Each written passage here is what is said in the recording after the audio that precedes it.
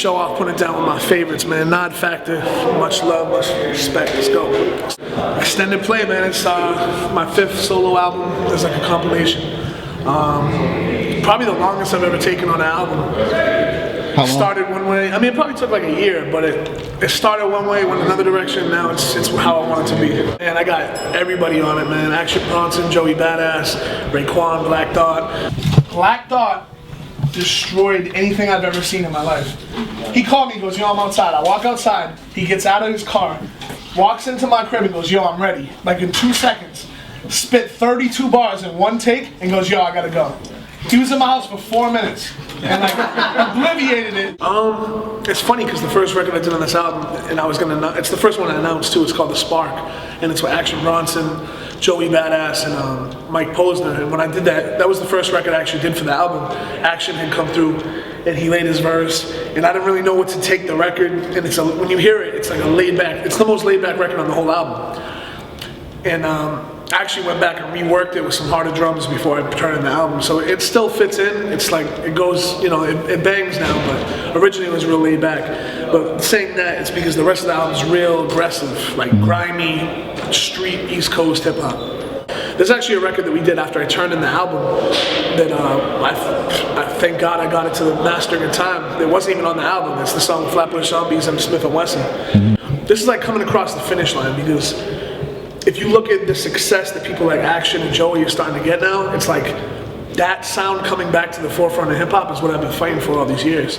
So this is like extended play, meaning, you know, it's like new life, like not a new life, but an extended life for our music and our sound.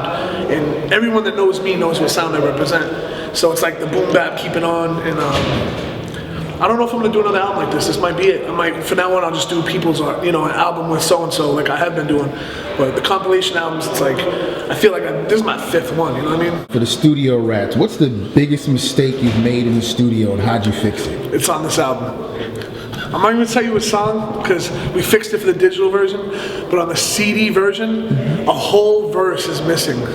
I don't know how it happened, but there's one artist that's on the album. Sorry to them, they'll figure it out when they hear the album, but there's just a 16 of beat. I don't know how it happened. It's on the iTunes version, we fixed it, because iTunes you can fix easy. But yeah, the CD version, sorry man. When did you catch it? Like a couple days ago. It's too late. The vinyl and the CD will have that, but the digital will be fixed. No, how it happened is I was on tour, and for some reason the master I turned in, that one song was mono, and I couldn't figure out why. So I bounced it again. I happened to have the session on my laptop, and somehow the verse got muted. Like, I don't know if I hit a bump on the bus. But it's my fault because you should always listen to when you bounce. It just didn't bounce. I don't know. There wasn't a song I sat down like, this is for my album, and it didn't make it. So there's no leftovers. This is it. I think the fans will be really happy because no one can say I went soft at all on this album.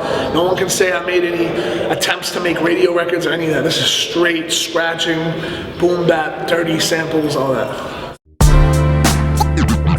Yeah, what's the word? Pass the herd.